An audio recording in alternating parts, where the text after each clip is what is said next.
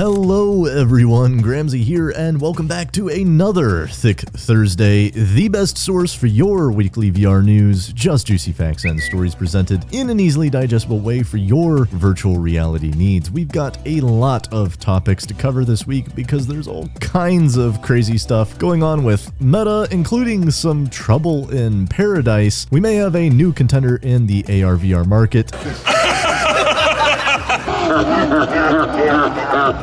And VR mods are getting kind of insane. All that and so much more. Let's jump into the news, everyone.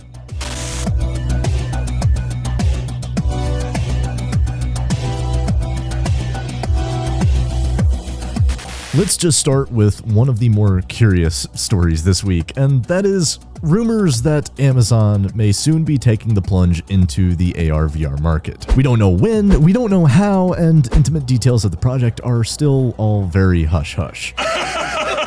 All we know is that right now they're preparing for something huge. Amazon has spent the last couple of months hiring a crazy amount of professionals, from 3D modelers, project managers, technical engineers, and just so many more. As one job list stated, quote, "You will develop an advanced XR research concept into a magical and useful new-to-world consumer product." Which, if that isn't an indication that Amazon is working on some kind of AR/VR device, I don't know what is.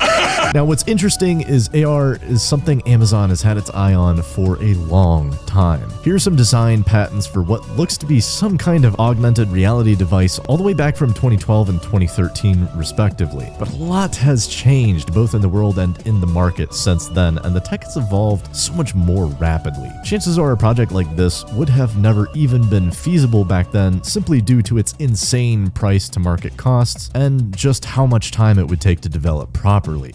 But there really is no better time for people to get into XR, both from a consumer and an enterprise perspective. The industry is exploding right now, and it's only going to heat up and get way more intense as the next couple of years progress. Amazon getting involved only seems like the natural progression of things. Now, as far as details or timing on the product, what are we looking at here? It's really difficult to tell right now, almost impossible, honestly. Since they're only just now hiring this much talent, it means they likely barely have a design concept ready for development, let alone something that is close to being feature ready. In all likelihood, it will still be years before we even get a glimpse at this thing or figure out any meaningful details on it. VR mods are getting insane. Really insane. It seems like nowadays the difference between being able to play your favorite pancake games in 2D or 3D is just weeks away at any given time. This really seems to have exploded lately because we see so many mainstream titles and AAA games getting their own VR ports. Everything from Valheim to GTFO, Risk of Rain 2, Cyberpunk, and even Red Dead Redemption 2. Games that previously people could only fantasize about getting VR ports for are getting them, and Luke Ross seems to kind of be at the absolute forefront of this movement right now, and it's spearheading a sea of creativity and innovation in VR modders alike. The results speak for themselves, honestly. Not only do his and many other VR ports look and, most importantly, function well, but it's also possible to make a very comfortable living doing it, which isn't something that could be said for this field even just a year ago. I really find this particularly exciting because now I'm just wondering how long it's going to be before my favorite pancake games like Mass Effect or Halo get officially or unofficially ported to VR. Speaking of which, Luke Ross is working on another VR mod that is launching soon for Elden Ring, and it looks really properly amazing. And man, what a just absolutely wild timeline we are living in right now. I know I've said it before, but it really needs to be said again. It's kind of crazy the level of tech advancement we're seeing currently. And I think in 100 years, when historians look back on this time period, this will be universally seen as one of the most crazy tech revolutions humanity has ever gone through. But I don't know, what do you guys think? Do you think we're living through a technological revolution right now? Let me know in the comment section down below, and I may just respond to you. But now it's time for this week's Thicc SNACC.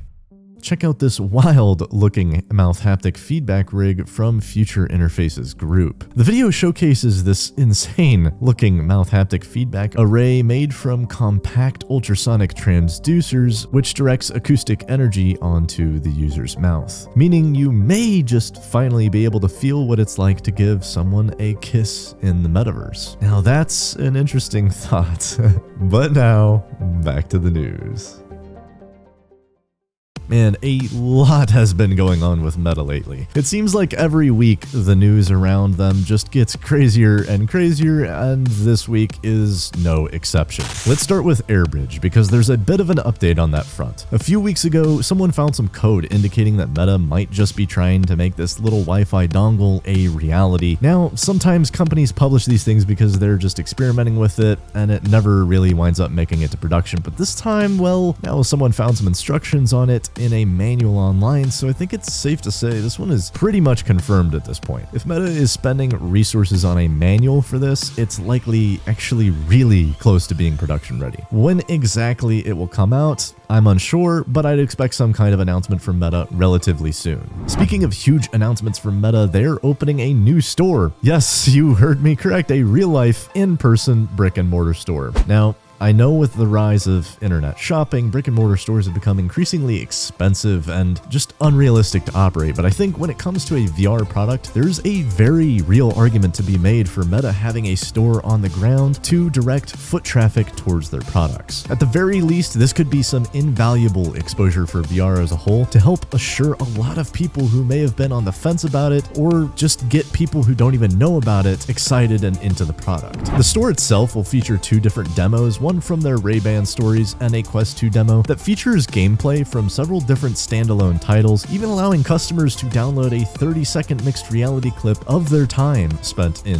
VR. And overall, not gonna lie, I think this isn't a terrible idea, but it is essentially the most expensive form of advertising available right now. And speaking of expensive, there just might be some serious trouble in Meta Paradise right now, because there are a lot of reports of people just not getting along with Mark Zuckerberg. A recent article from Business Insider claims there are a number of anonymous sources within the company that are suggesting he is just massively obsessed with the metaverse, which is actually not that surprising at all. But apparently it's causing some really serious problems among the staff. People feel confused and frustrated because they feel like they have no clear direction or any single shared vision between all of the team members. One employee said specifically, quote, "It's basically fomenting disorganization and anxiety. People don't really seem to know what to deliver or what to work on because there's still no coherent strategy." Even though Meta seems to be doing a lot of really good things for the Quest 2 and really has been staying on point with their updates, apparently not all things seem to be going so swimmingly behind the scenes. And in a way, it's kind of humorous, but also kind of sad at the same time. In any case, moving on. Avatar Dynamics just came out the other day, and even though it's been effectively in an open beta state for a while, it is finally and officially going live, and this is without a doubt a very welcome addition to the VRChat and Avatar modding community. It adds some really insane looking features like inter-avatar interactions, fully fleshed out physics bones, custom colliders and contacts, and just really insane looking drive animators. Additionally, during the beta, they took some time to make some user interface and quality of life improvements for more seamless operation and some added optimization, but overall, for anyone looking to really dive into avatar customization and immersion, this seems like the ultimate tool for this right now. HTC leaked us some pictures and a video last week, which I covered on the last Thicc SNACC, and that looked really interesting. It involves some cameras, a green screen setup, Vive trackers, base stations, and this mysterious looking box to bring it all together. Well, Vive unveiled it earlier this week, and the Vive Mars, as it is being called, seems to be a seriously impressive looking virtually motion capture system of sorts. It captures wild and immersive special effects in real time and uses the base stations and trackers to navigate its seamless operation. It really turns the studio prep and workflow side of video production into a much more simple and time-saving process. Still no word on the price yet for this system, though you can register to buy one online right now from HTC.